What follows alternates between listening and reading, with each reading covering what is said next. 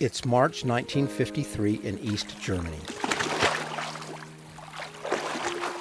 21-year-old Inge Lehmann steps out of the icy waters of the Saale River as a newly baptized member of the church. Henry Burkhardt, a young man serving in the East German Mission Presidency, performs her confirmation. Their mutual interest eventually leads them to courting and marrying. This couple continue their faithful service to the saints in East Germany in the face of strict communist restrictions. This inspiring story is next in Chapter 37, With Real Intent.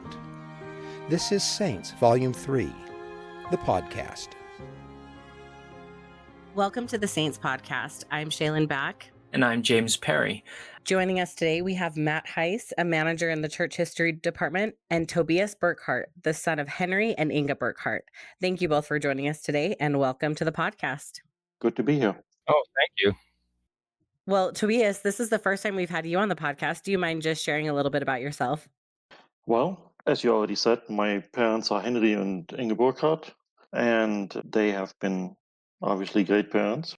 It's been quite a ride over all these years, watching them serve in the church and the Lord, and then trying to make things happen where sometimes there didn't seem any way to do so. We're so lucky to have you, and especially to have this personal connection. It really is such a blessing to be able to hear your perspective. And just to jump into the chapter, in these scenes, we get the sense that Henry Burkhardt is focused on the work of the Lord. Why would you say he was so committed to living the gospel and serving in the church? I think definitely because of his testimony of the truthfulness of the gospel. And it's probably a little bit of a speculation on my part, but the gospel saved his life, essentially. Because when he was a young man just finishing his apprenticeship with the German Railroad under East German rule, which was communism after World War II, he was basically given an ultimatum to say either join the East German Youth Organization, which is a very political organization, or not have any luck in advancing in his profession. So at that time, he talked to his district president, and his district president asked if he had considered serving a mission. And from what I understand, he was willing to do so, and things fell into place from then on. And Matt, you met Henry Burkhardt in Germany not long after the fall of the Berlin Wall. I wonder if you could just tell us what your first impressions were when you met and spoke with him 30 plus years ago. Yeah, thank you, James.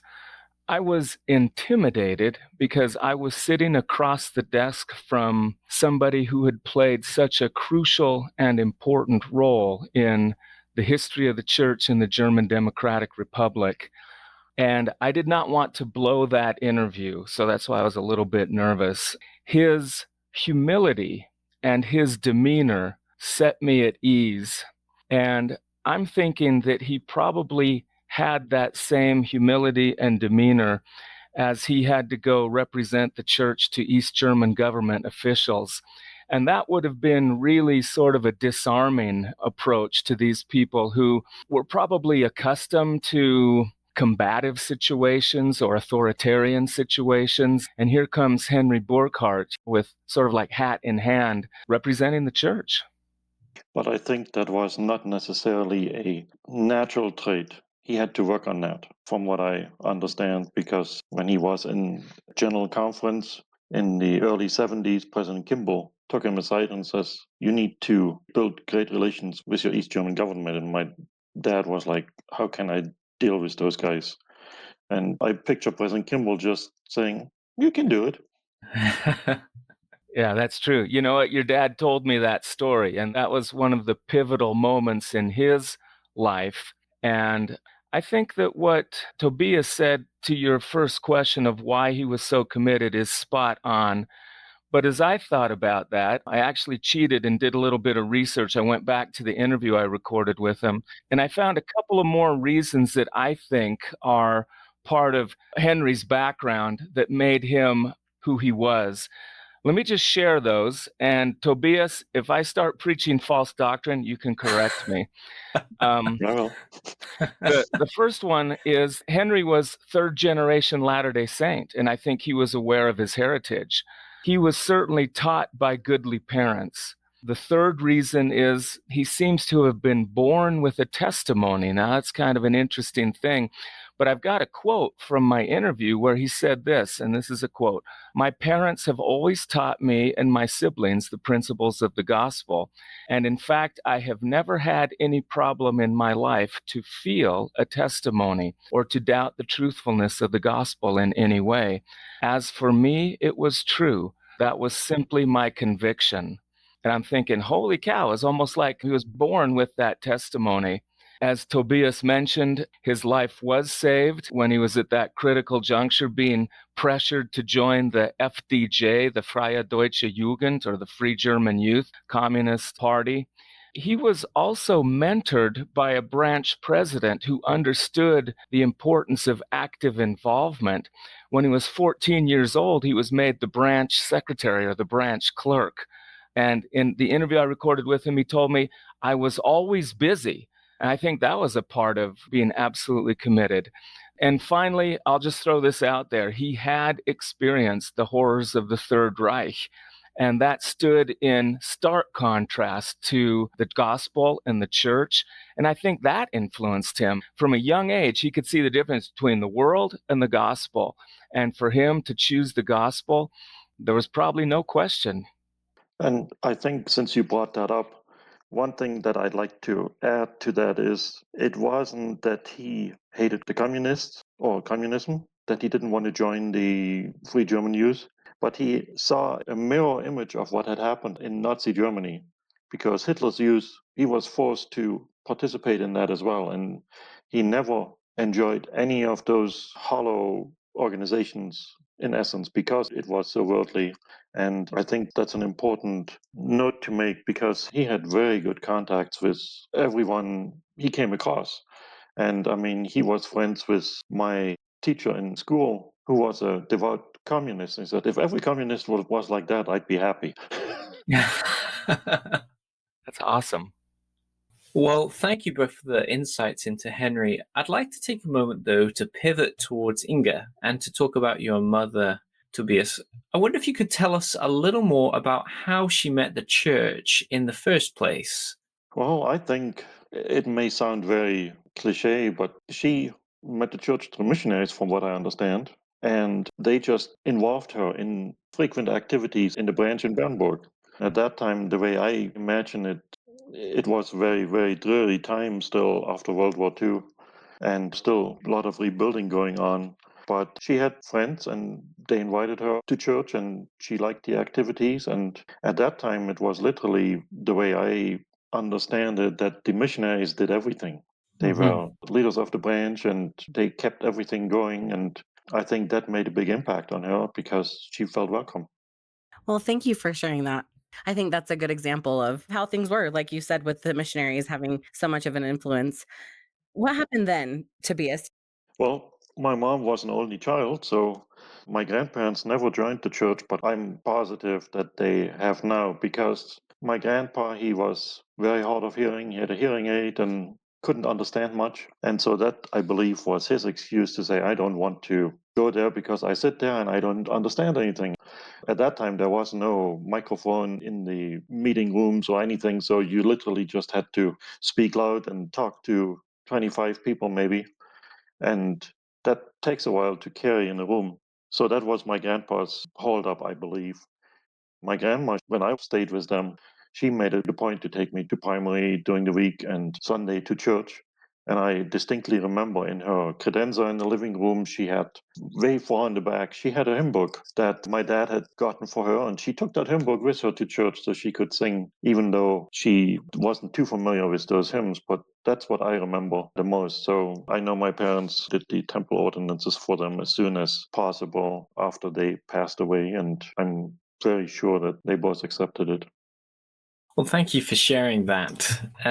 It does make me wonder, though, because here we are, the early to mid 1950s, and in the UK and in other countries, there's still forms of rationing going on. There are still many repercussions of the war affecting the lives of members of both the church and just of the various different societies. But at this point, the church is functioning again and has some contact with the church headquarters. But I wonder if you could tell us how the post war conditions were affecting missionary work at this time.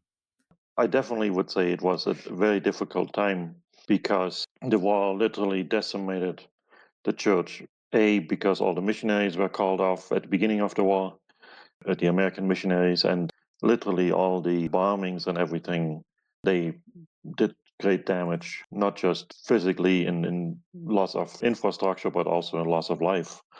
And the reason I'm saying that, I understand in Chemnitz, where I grew up and where my dad was born, they had 3 units. And I don't know how many members, but they were good sized units. And after the war, they were basically whittled down to 1 unit for one reason or another. And I think that made missionary work really difficult because of the fact, A, people were worried, like you said, about just day to day living in general, rebuilding what they needed to do, the communist influence, obviously, and also the fact that the East German government was frowning upon people who weren't gainfully employed. And missionaries are never gainfully employed in the world's view. So that was a big thing. And together with the fact that they were still rebuilding at that time, it was very difficult to find housing for the missionaries that were able to serve. My dad was driving an old Opel Olympia. At least it was a vehicle that he could get around and he could go and travel between the different towns and cities, essentially all over East Germany. And when you consider East Germany is about the size of Utah, I would say.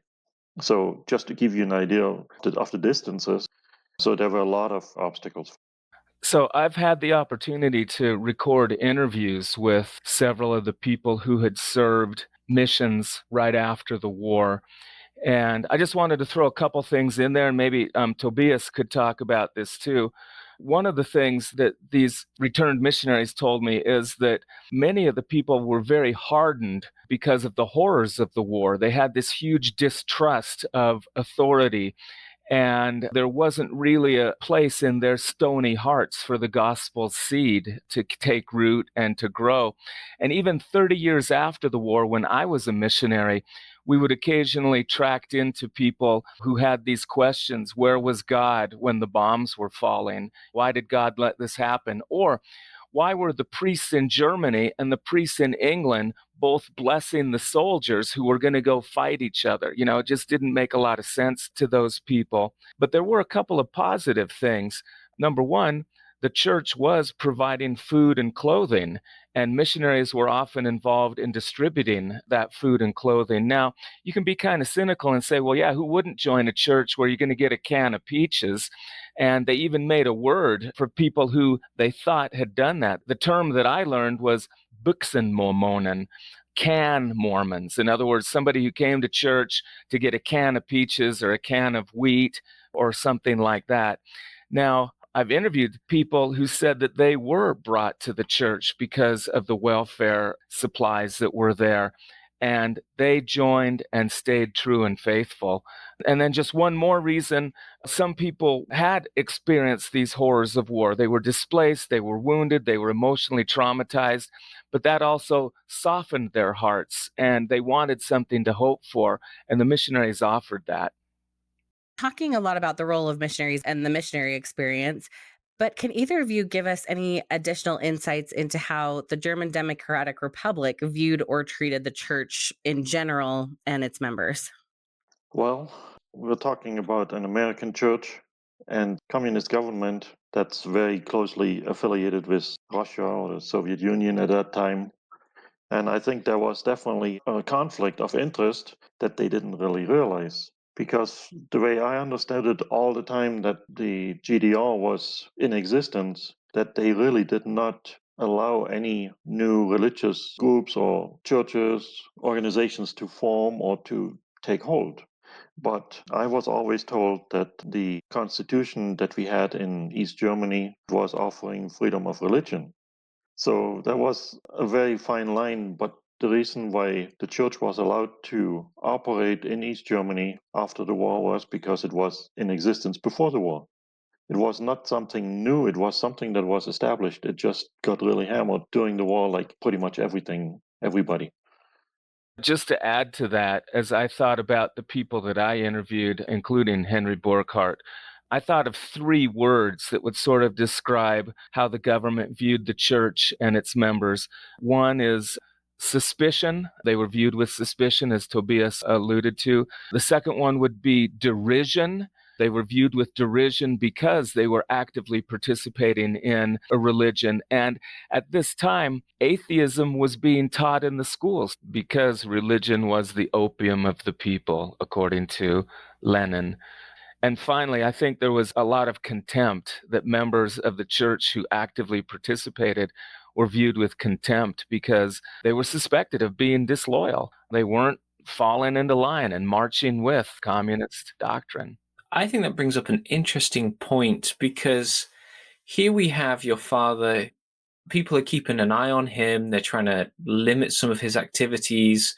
There's all of this suspicion, contempt, as Matt said. But I wonder if you could tell us a little bit about your father's relationship to the government. How did he see himself in relationship to the East German government at the time? I think he interacted with the government because that was what he was called to do, and nothing else mattered. The impression that I always had, he said, I've been asked by the president to do this, and I need to do it. Ultimately, I need to do what I'm being asked to do by the church leaders. That was the overarching sense that I always had of his actions. If I might add, I think that's amazing that he was able to set aside any personal grievances or prejudices that he may have had as a result of the way he was treated to do something to try and build bridges with a government that had really not made his life particularly easy, particularly with regards to his church service. So I think that's an inspiring insight. Thank you. Tobias, I'm just wondering if there's anything else you can tell us about your parents' relationship and how they fell in love, especially at such a complicated time. Growing up, I don't think I really heard much about that. A lot of the things that I've learned about my parents in the last decade or so were mainly through write-ups on interviews that people like Matt had done. Let me just throw an idea out there, Tobias, and have you comment on it.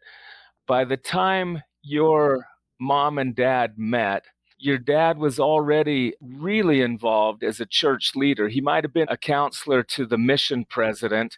And because the mission president couldn't go into the GDR, your dad was essentially running the church. And so I'm thinking your mom could have been a little bit intimidated, thinking, wow, here's this Henry, he's a big time church leader. Would he be interested in a young gal like me, a recent convert to the church or whatever? And for some reason, I have it in my mind that your dad was a little bit shy and so involved in church that he didn't become the kind of suave dating guy. Might have been a little bit of awkwardness at the beginning. So if that's all true, you can say, yeah, that's true. If not, we can delete this from the podcast. But just kind of imagine a Hollywood movie of the big time church leader walking in with his suit and tie, representing the mission president, and the young gal saying, whoa, look at that guy. I think you probably nailed it pretty good. Well, there seems to be so many barriers facing Henry and Inga and their future together. I wonder if you could tell us how did they overcome some of these challenges? Well, I think it was completely my dad's lifestyle due to the fact that he was a mission leader. So he was gone every weekend, Saturday and Sunday, visiting all the wards and branches or the units in East Germany. They had, I think, about 49 or 47, something in that number. And so that keeps you busy. I mean, just counting, you have 52 weeks and you have to go to visit everybody. So he was gone frequently. So that brings up an interesting point. I mean, your mother is not just serving in the church in her own right and raising a family, but she's giving up many hours of her husband to the church. How did she react to that? I'm sure that she found it difficult, especially when I came. But I don't know. I suspect that my parents discussed that before they get married and worked it all out, knowing that it would be not just the perfect marriage with husband coming home every night and then dinners on the table, that kind of stuff. But I know that my mom relied heavily on her friends when she needed to talk to somebody grown up. It wasn't just that he was not there on the weekends, but he also was gone during the week. He left Tuesday morning before the sun came up, and he came back Thursday night. He worked in the mission office in Dresden, which is about an hour away from Chemnitz, where we lived. During that time, he worked a lot more than 8 hours a day. He slept in his office and just ate every once in a while when somebody fixed some food for him, or every once in a while he fixed himself some, but just very, very Spartan circumstances. So interrupting him frequently wouldn't do, because then he wouldn't get the administrative work done that he needed to do to keep the temporal affairs of the church going. So she relied heavily on a few very good friends.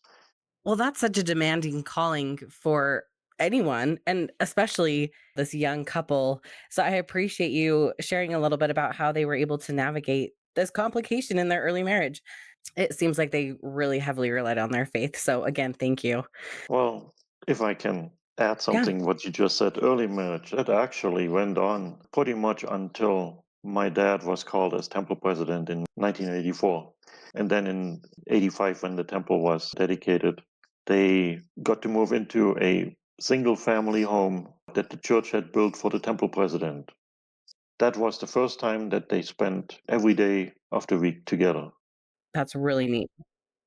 Can you tell us about any other East German saints from around this time who are also serving in the church? Let me talk about what it meant to serve in the church. I don't know if we in North America can fully appreciate what it was like to have to make that decision. Am I going to be active in the church and accept and receive callings and magnify those callings when that might jeopardize my job, my children's education, whether or not I get a car or a telephone? Whether or not the secret police, the Stasi, is going to come and put a listening device in my apartment. And I think after a while, and this might creep into volume 4, but after a while, some of the Latter day Saints I met and interviewed knew that they were being constantly spied upon. Their telephones were bugged, their apartments were bugged, their mail was opened, because they had chosen to be active in and to serve in the church. And the church was seen as this potentially a cover organization for the CIA or something like that. I've never had to lay it all on the line to be a primary teacher or to serve in a bishopric. And I'm grateful for that. But I'm also grateful for the strength that I felt as I met with some of these leaders who did lay it all on the line to be a branch president or to teach Sunday school or something like that. I guess from my perspective, I just look at some of the sacrifices and choices that the East German Latter day Saints had to make, and I'm inspired by those as just a regular, average Latter day Saint saying, would I do that? Could I do that? And I think those are worthwhile questions. And here I'm tooting the history horn, but if we look back at history and say, if I read in the Book of Mormon, could I do this? If I study the church in the German Democratic Republic, could I do this? And will those questions help me stay on the covenant path? I think every generation has some people that they can look up to and maybe use as an example to say, hey, they made it, I can make it. I think the uplifting thing, that's what is important. That's one reason, in my opinion, that we have the saints' books and that we can learn from history and not forget about it. Tobias has quoted President Uchtdorf a couple of times, and I'm thinking about a quote from a general conference talk that he gave where he was referring to the 19th century pioneers, and he said, you know what? Those aren't my people. I joined the church way later than that. I never had anybody who crossed the plains and made those kind of sacrifices. And then he said, but they are part of my spiritual heritage as a member of the church. And I want to kind of twist that around a little bit and say that I believe that Henry and Inga Burkhardt are part of my heritage as a Latter-day Saint, that I can look to them, not putting them on a pedestal, but just the way that they lived, the way that they let their lights so shine, that I can say, man, here's somebody who consecrated himself to the Lord. And I get distracted so easily by the things of the world or whatever. And it just goes back to those questions, where am I on the covenant path? Because I'm surrounded by good examples of people who were smack dab in the center. Well, we would love to thank you both so much for joining us today in the podcast and sharing your insightful experiences and observations about the church in East Germany. Thank you so much for taking the time to be with us. You're welcome. It was a great experience. Nichts zu danken, as we say in German. Just kind of a weird way of saying thank you. Thank you for listening to this week's episode. We hope you enjoyed it. We hope you took away some new insights into this volume.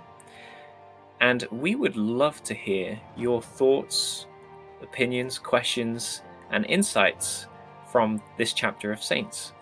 And you can email saintspodcast@churchofjesuschrist.org. It would be great to hear from you.